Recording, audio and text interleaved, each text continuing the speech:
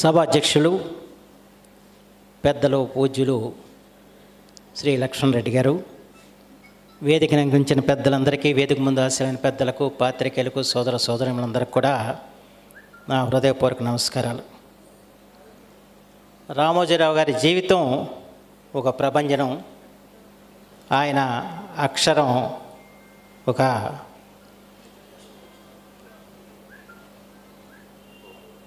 కెరటం, ఒక విప్లవ కెరటం అని చెప్పచ్చు. అలాంటి రామోజీరావు గారి గురించి మాడాలంటే చాలా కష్టసాధ్యం విషయం. ఒక రకంగా చెప్పాలంటే ఆయన జీవితం ఒక వ్యక్తిత్వ వికాస గ్రంథం. ఒక సామాన్యుడు అసామాన్యుడిగా ఏ విధంగా ఎదగవచ్చో రామోజీరావు గారి జీవితం మనందరికి కూడా చూపిందన్న విషయం మనందరూ కూడా గుర్తుంచుకోవాల్సిన అవసరం అంతేనా ఉంది. ఒక అతి సామాన్య రైతు కుటుంబంలో జన్మించి పద్మ విభూషణులుగా దేశంలో అత్యున్నతమైన ద్వితీయ పురస్కారాన్ని పొందే స్థాయికి ఎదిగాడంటే ఆయన యొక్క కృషి కానివ్వండి, ఆయన యొక్క పట్టుదల కానివ్వండి, ఆయన యొక్క ఆలోచన సరళి కానివ్వండి, అందరం కూడా అర్థం చేసుకోవాల్సిన అవసరం ఉంది. రామోజీరావు గారికి అభిమానులు ఎంతమంది ఉంటారో విమర్శకులు కూడా అంతేమంది ఉంటారు. నాకు తెలిసినంత అది అకారణం అని అనిపిస్తుంది, కేవలం అసూయేమో అనిపిస్తుంది ఒక్కోసారి. ఎందుకంటే రామోజీరావు గారితో పరిచయం ఉన్నవారికి రామోజీరావు గారు ఏంటో తెలుస్తుంది. రామోజీరావు గారితో పరిచయం లేకపోతే రామోజీరావు గారి గురించి రకరకాలుగా భావించే వాళ్ళు కూడా ఎక్కువగా ఉంటారు. 1977వ సంవత్సరంలో మా దివ్యసీమ ఉప్పిన రావటం, దాదాపు 10,000 మంది మరణించిన సందర్భంలో ఆనాడు ఈనాడు ఒక సహాయ నిధిని ఏర్పాటు చేసి దాదాపు 3.5 లక్షల రూపాయలు ఆ రోజున సేకరించి రామకృష్ణ మిషన్ ద్వారా పాలకైతెప్ప అనే గ్రామాన్ని వారు పునర్నిర్మాణం చేయడం జరిగింది. 112 ఇళ్ళు అక్కడ కట్టించారు. అందరూ కూడా మత్స్యకారులు. ఆ తర్వాత కొంత డబ్బు మిగిలితే కృష్ణాపురం అని చెప్పి ఆ గ్రామంలో 22 మంది దళితులకి ఇల్లు కట్టించారు. ఆ ప్రారంభోత్సవానికి వచ్చినప్పుడు నేను మొట్టమొదటిసారిగా 78లో రామోజీరావు గారిని చూడటం జరిగింది. మా నాన్నగారు మండల వెంకటకృష్ణారావు వారిని అవనిగడ్డ గాంధీ క్షేత్రం చూపించమని చెప్పి వారి కారులో నన్ను పంపించారు. మీ ఇద్దరం కలిసి కారులో వస్తున్నప్పుడు ఆ కాలంలో ఎవరో చేపలు పడుతున్నారు. అది చూసి ఆయన చిన్ననాటి జ్ఞాపకాలు గుర్తు చేసుకుని నాకు కూడా ఇప్పుడు దిగి చేపలు పట్టాలనిపిస్తున్నాయి. చిన్నప్పుడు చదువుకునేప్పుడు ఇలాగే కాలంలో వాళ్ళేసి చేపలు పట్టేవాళ్ళం అని చెప్పి అన్నాడు. నాకు బాగా గుర్తుంది.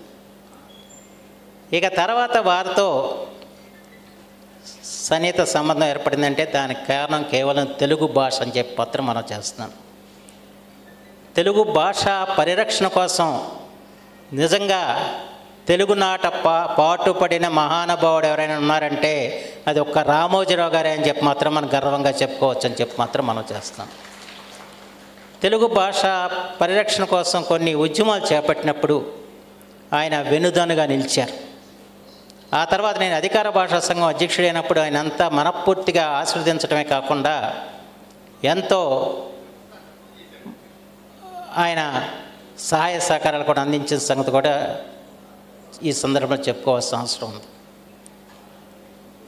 ఆయన ఒకటే చెప్పాడు నేను కలిసినప్పుడు, నేను జీవించి ఉండగా తెలుగు మృత భాష కాకూడదు, నా మరణానంతరం కూడా తెలుగుని అమృత భాషగా చేయటానికి ఇవాళ ప్రజల్ని సంసిద్ధం చేయటంలో ఈనాడు ఎప్పుడు కూడా నిలబడి ఉంటుందని చెప్పారు. దానికోసం తెలుగు వెలుగనే ఒక పత్రికను కూడా ఆయన నెలకొల్పడం జరిగింది. కేవలం తెలుగు భాషోద్యమం కోసం. అదే లాభాపేక్షతో నడిపిన పత్రిక కాదు. తెలుగు భాష యొక్క ఔన్నత్యాన్ని, తెలుగు భాష యొక్క ప్రాభవాన్ని దాటి చెప్పడమే కాకుండా తెలుగు భాషను ఏ విధంగా పరిరక్షించుకుని మనం ముందుకు సాగాలన్న దాంట్లో ఒక మార్గదర్శనం ఇవ్వటం కోసమే తెలుగు వెలుగు స్థాపించడం జరిగింది. అంతఃపూర్వం మీ అందరికీ కూడా తెలుసు, ఆదివారం అనుబంధంలో ఆయన అనేక శీర్షికలు పెట్టేవాడు. తెలుగులో తెలుగంత అని, అలాగే తెలుగు మాటల మూటలు అని చెప్పని, అలాగే అనే మాటలు మార్పులు ఇలాంటి శీర్షికలు పెట్టి తెలుగులో ఉన్న మార్పులు కానీ లేకపోతే గొప్పతనాన్ని కానీ చాటి చెప్పి ఒక జిజ్ఞాస పాఠకుల్లో కలిగించే విధంగా, తెలుగు భాష పట్ల అభిమానం పెంపొందించే విధంగా చేసిన కార్యక్రమాలు కూడా మనం గుర్తు చేసుకోవాల్సిన అవసరం ఉంది. అంతేకాకుండా ఒకటి మాత్రం మనం చెప్పాలి, తెలుగు భాషకు ఒక ఏకరూపత సాధించింది మాత్రం ఈనాడు.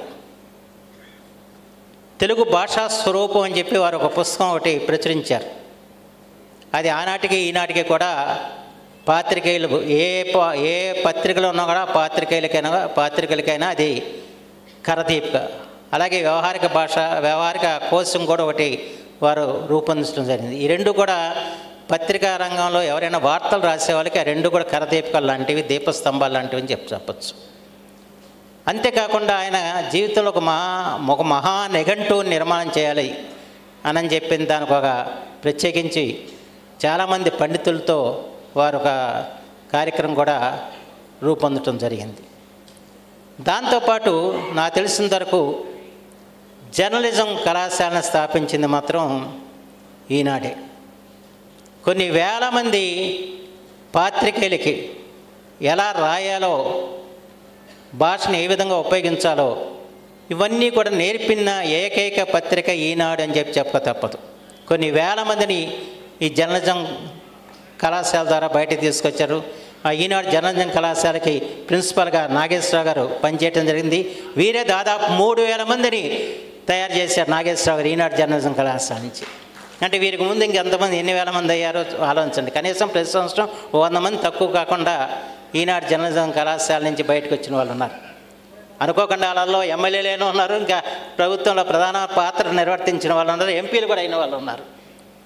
ఈనాటి జర్నలిజం కళాశాలలో చదివి ఓనమాలు దిద్ది ఆ తర్వాత పాత్రికలుగా పనిచేసి రాజకీయ రంగంలోకి వచ్చిన వాళ్ళు అనేక మంది ఉన్నారు. అలాగే వివిధ రంగాల్లో కూడా రాయించిన వాళ్ళు అనేక రకంగా ఉన్నారు. ఆ రకంగా సమాజం పట్ల అవగాహన కానివ్వండి, ఒక సమాజంలో ఉన్న ఒక సమస్యని ఏ విధంగా మనం అర్థం చేసుకోవాలి, ఏ విధంగా దాన్ని మనం రాయాలి, ఏ విధంగా ప్రజల్ని చైతన్యం చేయాలని చెప్పిన ఆలోచింపచేసిన పత్రిక ఈనాడు. ఎందుకంటే ఈనాడు ఆవిర్భించిన తర్వాత కేవలం తెలుగు జర్నలిజమే కాదు, భారతీయ పత్రికా రంగానికే ఒక దిక్సూచి ఈనాడు అయిందన్న విషయం మనం గుర్తుంచుకోవాలి.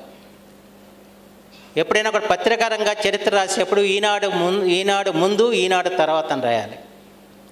ఎందుకు ఈనాడు ముందు అంటే నాకు తెలుసు. నేను 1969లో మాకు తుఫాను వచ్చింది, చాలా నష్టం జరిగింది అక్కడ. కానీ ఆ విషయం ఎవరికి తెలియదు, ఎందుకంటే అప్పుడు విలేకరులు లేరు. ఉంటే బెజవాడలో ఉండేవాళ్ళు, లేదంటే బందర్లో ఉండేవాళ్ళు, జిల్లా హెడ్ క్వార్టర్స్లో. అప్పుడు మా నాన్నగారు అక్కడి నుంచి మొలకెత్తిన ఈ ధాన్యాన్ని అవన్నీ తీసుకుని ఆయన విజయవాడ వస్తే, అప్పుడు నార్ల వెంకటేశ్వరరావు ఎడిటర్గా ఉండేవారు, ఆయన దగ్గర తీసుకెళ్ళి చూపిస్తే ఆయన మొలకెత్తిన ధాన్యాన్ని అంతా కూడా ఫోటోలు తీసి ఇట్లా తీసుకుని చాలా ఘోరం జరిగింది, చాలా నష్టం జరిగిందని చెప్తే అప్పుడు ముఖ్యమంత్రి అక్కడికి వచ్చిన పరిస్థితి వచ్చింది. అంటే ఆ రోజులు అంత కష్టపడాల్సిన పరిస్థితి. తర్వాత ఆ రోజులు ఎలా ఉండేదంటే, ఏదైనా వార్త అంటే రాసి మచిలీపట్నంలో విలేకరులు ఉండేవాళ్ళు, వాళ్ళ సంతకం పెడితే వేసేవాళ్ళు కాదు. అక్కడికి పంపించి వాళ్ళ సంతకం పెడితే వాళ్ళ బస్సులో పంపించేవాళ్ళు. 3 రోజులుగా 4 రోజులుగా వార్త వచ్చేది. అలాంటి పరిస్థితుల్లో ఈనాడు ఆవిర్భించిన తర్వాత తెల్లారేసరికి మారుమూల గ్రామాల్లో ఏం జరిగిందో వార్తలు అందించిన ఏకైక పత్రిక ఈనాడు అని చెప్పక తప్పదు. ఆ రకంగా పెద్ద మౌలికమైన మార్పు ఈనాడు తీసుకొచ్చింది. ఆ తర్వాత జిల్లా పత్రికలు తేవటం. ఆ రోజుల్లో పత్రికల్లో పేరు పడాలంటే వాడికి ఒక స్థాయి ఉండాలి. అలా కాకుండా సామాన్యంగా ఏ గ్రామంలో ఏ వార్త, ఏ సమస్య జరిగినా, ఏ చిన్న సంఘటన జరిగినా, ఏ సభ జరిగినా తెల్లారేసరికి పత్రికలు రావటం, ఆ రోజు జరిగిన వార్త ఆ రోజే రావాలి, మళ్ళీ మర్నాడు వేయకూడదన్న ఒక నియమం కూడా ఈనాడు పెట్టుకోవటం, దాన్ని ఆ తర్వాత అనుసరించిన పరిస్థితి వచ్చింది. ఎందుకంటే మర్నాడు మాత్రం వేయరు నిన్న జరిగిన వార్తని.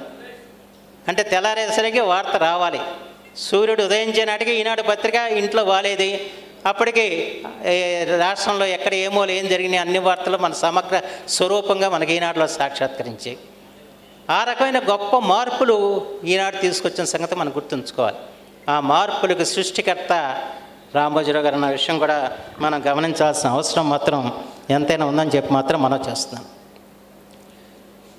సహజంగా ఈనాడు అంటే తెలుగుదేశం పార్టీకి అనుకూలమైన పత్రిక అన్న ఒక అభిప్రాయం అందరిలోనూ ఉంది, అప్పుడు ఉంది, ఇప్పుడు ఉంది. కానీ నేను నాకున్న స్వానుభవంలో అది కొన్ని విషయాల్లో అది కరెక్ట్ కాదేమో అని అనిపిస్తుంది. ఎందుకంటే నేను అనుకోని పరిస్థితుల్లో కృష్ణా డెల్టా ఉద్యమానికి నాయకత్వం వహించాల్సి వచ్చింది. ఆ రోజున ప్రతిపక్షంలో కాంగ్రెస్ పార్టీ శాసనసభ్యుడిగా ఉన్న ప్రభుత్వం చంద్రబాబు గారి ప్రభుత్వం. ఆ సమస్య మీద అన్ని రాజకీయ పక్షాలు ఆ రోజు నన్ను కన్వీనర్గా పెట్టుకోవటం, నేను పోరాటానికి నాయకత్వం వహించిన పరిస్థితుల్లో కృష్ణా డెల్టాకి మళ్ళీ నీరు వచ్చినాయి అంటే దానికి కారణం ఈనాడని చెప్పటాన్ని నేను గర్వపడతా అని చెప్పి మాత్రం మనం చేస్తున్నాను. ఎందుకంటే ఆ సమస్యని పత్రిక ద్వారా పతాక శీర్షికల్లో మొదటి పేజీలో వేయటం కానివ్వండి, ఆ తర్వాత ఈటీవీ ద్వారా ఆ బీళ్ళు ఇచ్చిన పొలాలను కానివ్వండి, లేకపోతే నీళ్ళు లేక ఎండిపోయిన మామిడి చెట్లను కానివ్వండి, ఇవన్నీ చూపించి ఒక కదిలికి తీసుకొచ్చి మా ఉద్యమానికి ఒక స్ఫూర్తిని ఇవ్వటమే కాకుండా ఆ సమస్య పరిష్కారం చేసి రైతాంగానికి బేలు చేయడానికి ఆ రోజున ఈనాడు ఈటీవీ చేసిన కృషి మాత్రం అనన్య సామాన్యమైందని చెప్పి మాత్రం మనం అక్కడికన్నా తెలుగుదేశం పార్టీకి దెబ్బతింటారు లేదా తెలుగుదేశం ప్రభుత్వానికి వ్యతిరేకమైన కార్యక్రమం ఇదని చెప్పి అక్కడ భావించాల. ఎందుకంటే ప్రజా సమస్య అది, రైతులు ఇబ్బంది పడుతున్నారు, వాస్తవమైన విషయం ఇది. ఈ వాస్తవ విషయాన్ని మనం తెలియజెప్పాల్సిన అవసరం ఉంది, వాళ్ళకి న్యాయం చేకూర్చాల్సిన అవసరం ఉందని చెప్పి ఆలోచించిన పత్రిక ఈనాడని చెప్పి నేను ఈ రోజున సగర్వంగా చెబుతున్నాను అని చెప్పి మాత్రం మనం చేస్తాం. అలాగే అనేక ఉద్యమాలు, కోస్తా రాస్తా గురించి ఉద్యమం చేసాం, మా పులిగడ్డ పెనుమూడి వంతెన గురించి ఉద్యమం చేసాం. ఆ ఉద్యమాలన్నిటికీ కూడా ప్రధానమైన ప్రోత్సాహం ఇచ్చి ఆ వార్తల్ని రాష్ట్ర వ్యాప్తంగాను దేశవ్యాప్తంగా తెలియజెప్పి అవన్నీ విజయవంతమైనంటే దానికి కారణం దాంట్లో భాగం ఈనాడు కూడా ఉందన్న విషయం మాత్రం మనం గుర్తించాల్సిన అవసరం ఉంది. ఇందాక లక్ష్మణ్ రెడ్డి గారు చెప్పారు, అక్షరాస్యత ఉద్యమానికి కానివ్వండి, సారా వ్యతిరేక ఉద్యమానికి కానివ్వండి ఈనాడు ఇచ్చిన ప్రోత్సాహం. ఒక రకంగా చెప్పాలంటే రామోజీరావు ఒక సామాజిక విప్లవకారుడని చెప్పక తప్పదు. సమాజంలో ఉన్న సమస్యలన్నీ ఎత్తి చూపి ఆ సమస్యలకు పరిష్కారం లభించేలాగా కృషి చేసిన వ్యక్తి, సమాజంలో ఉన్న రుగ్మతల్ని బాపాలని చెప్పి ఆలోచించిన వ్యక్తి, సమాజంలో ఉన్న అసమానతల్ని రూపుమాపాలని చెప్పిన వ్యక్తి రామోజీరావు గారు. దానికి ఆయన ప్రసార మాధ్యమాలను ఒక సాధనంగా చేస్తున్నారు, పత్రికని అలాగే ఈటీవీ మొదలైన సంస్థల్ని. ఆ రకంగా వాళ్ళ భాషకు కానివ్వండి సమాజానికి కానీ చేసిన విషయం సామాన్యంది కాదు. వారు శ్రమదానోద్యమాన్ని ఎంత ప్రోత్సహించారో మనకు తెలిసిన విషయమే. ఆయన శ్రమదానోద్యమం ఈనాడు చేపట్టినప్పుడు ఊరు వాడ కదిలింది. వాళ్ళందరూ వాళ్ళు కదిలి వాళ్ళ కాలువలను బాగు చేసుకున్నారు, చెరువులను బాగు చేసుకున్నారు, ఇంకా రోడ్లను బాగు చేసుకున్నారు. ఆ రకంగా ఒక విప్లవం, ఒక శ్రమదానోద్యమం ఒక విప్లవంలాగా సాగింది. ఆ రకంగా ప్రజల్లో ఒక చైతన్యం తెచ్చిన గొప్ప పత్రిక ఏదైనా ఉందంటే ఈనాడు. దానికి సృష్టికర్త రామోజీరావు గారు అనే విషయం గుర్తుంచుకోవాల్సిన అవసరం ఉంది. ఇవాళ సమాజంలో ఏ విషయమైనా సరే, ఏదైనా ఒక సమస్య ఉత్పన్నమైనప్పుడు ఆ సమస్యని ప్రజల ముందుకు తీసుకొచ్చి ఆ సమస్యను పరిష్కారం చేసే దిశలో ఆలోచించిన పత్రిక ఈనాడు. అంచేత ఈనాడు ఈ చరిత్ర గొప్పది. అందుకే నేను మొదట అన్నట్టు ఈనాడు ముందు ఈనాడు తర్వాత ఆలోచించుకోవాల్సిన అవసరం ఉంది. ఎందుకంటే ప్రత్యేకించి జిల్లా పత్రికల్ని మొదలుపెట్టింది ఈనాడు. ఆ రకంగా అనేక కార్యక్రమాలు చేసింది. అయితే ఇవాళ పరిస్థితులు మారిపోయినాయి పత్రికల్లో. ఇవాళ నేను కూడా పత్రిక తెల్ల 5 లేవగానే ఆన్లైన్లో చదువుకోవడం తప్ప మళ్ళీ పత్రిక మా ఇంటికి వచ్చిన చదివే పరిస్థితులు లేవు. దాంతో పత్రికలు ఏమవుతాయి అన్నదే ఇవాళ ఆందోళనకరంగా ఉంది. ఆందోళన ఎలా అన్నదాత మూసేయబడింది, విపులాచత్ర మూసేయబడ్డాయి, తెలుగు వెలుగు మూసేయబడింది. అంటే ఈ కాలానుగుణమైన వచ్చిన మార్పులు అని చెప్ప తప్పదు. అందుచేత వాళ్ళ పత్రికలు చాలా సవాళ్ళు ఎదుర్కొన్నాయి ఈ అధునాతనమైన టెక్నాలజీ వచ్చిన తర్వాత. అయితే నేను కోరుకునేది ఈనాడు పత్రిక సంపాదకులు ఉన్నారుగా, ఈనాడు కలకాలం నిలవాలి, ఈనాడుని మాత్రం నిలుపుదల చేయకూడదని చెప్పి నేను కోరుకుంటున్నాను. ఈనాడు అవసరం ఉంది రాష్ట్రానికి. ముఖ్యంగా రామోజీరావు గారు ఎప్పుడు కూడా తెలుగు జాతి ఆత్మగౌరవాన్ని నిలబెట్టాలని చెప్పిన ప్రయత్నం చేసిన వ్యక్తి. తెలుగు భాష